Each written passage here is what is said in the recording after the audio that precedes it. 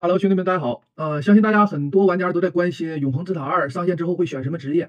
那以下是最新的一段韩国G-Star 这个展会上一位韩国玩家参与试玩的一个回馈。他这个整个回馈啊，我给大家进行了翻译。他的回馈主要就是说，由于时间有限，8个职业，他在测试中就是哪个职业的 DPS 输出最快，技能最流畅，然后做了一个点评，然后再加上每个职业的一些细节，还有操作，包括游戏。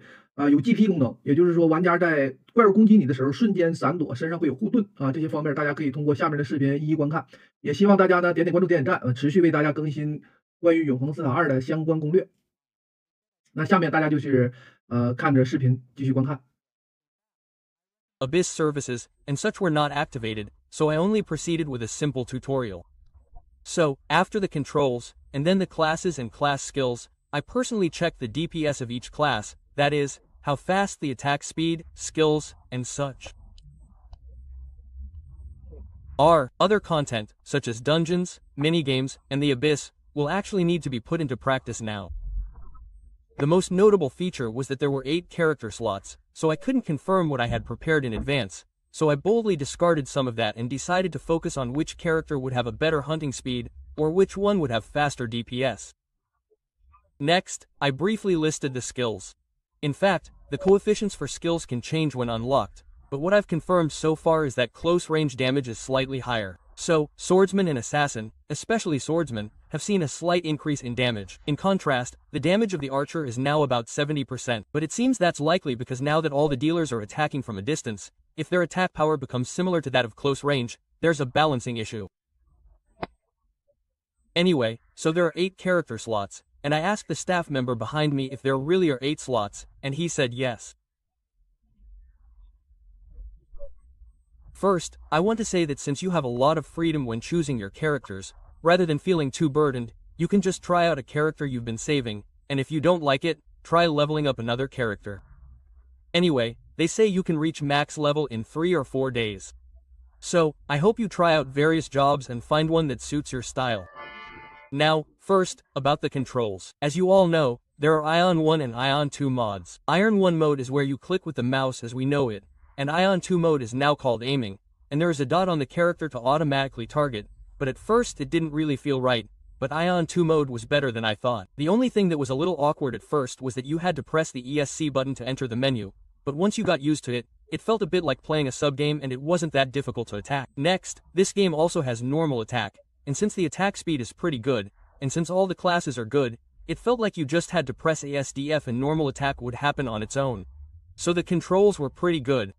I think it was smooth. Next, my computer specs were 5080. Well, that could be why, but overall, it felt a bit tempo-y, right? The attack tempo was quite fast, so I thought that part was pretty good, and then I asked about that.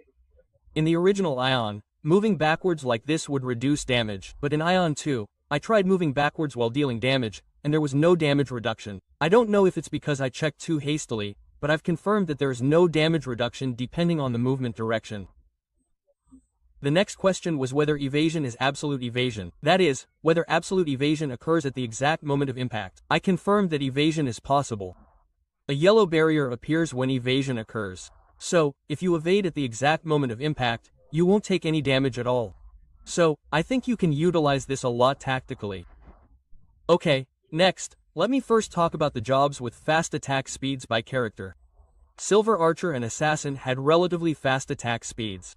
In particular, Assassin was originally fast and Archer wasn't slow, but those 2 jobs were quite fast. On the other hand, Mage Saint. Mage Saint had a bit of casting speed. However, this doesn't necessarily mean that hunting speed is fast, because damage coefficients and basic attacks are all taken into account when calculating hunting speed, so there wasn't enough time to find out which was faster. However, if I prefer jobs with fast attack speeds, Silver Archer and Assassin would be right. Oh, and next, Magic Guardian was faster than I thought. Magic Guardian's attack speed was also quite fast, so you can think of the fast classes as the Archer, Assassin, and Dharma Guardian. Next, the more ordinary ones are the Magician, Sword Master, and Healer. Next, the Guardian Master originally looked fast in the live, but in reality, it was a bit slow. So, the Guardian Master was also on the slow side, and the Spirit Master was also on the slow side. So, there are 3 fast classes and 5 moderate classes. You can see it like this.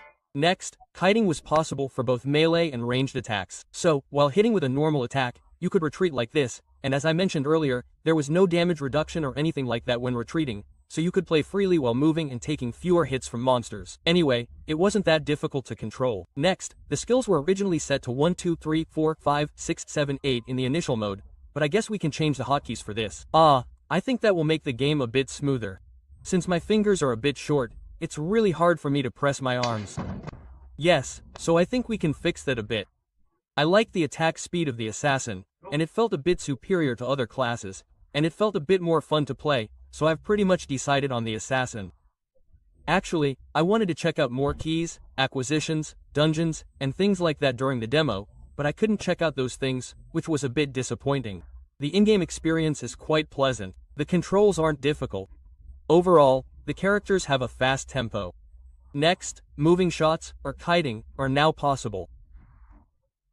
I was going to explain the skills in detail, but since there are 8 character slots, I thought you could just log in, create each character, and then look at the skills to decide for yourself. So, I didn't bother including the skill explanations in the video. My initial impression was that it was comfortable, fast, and had decent sound and feel. It was definitely the most impactful and moving experience of any game to date, and the graphics and other aspects were excellent. I think it'll be great if it stays that way. Thanks to you all, I had a great time at G-Star 2025, but I've been waiting so long for Ion 2 that I haven't been able to play many other games yet. Once the other games are finished, I'll make sure to cover those in a follow-up video. Anyway, I hope you all are looking forward to Ion 2. See you soon in Ion 2 Live.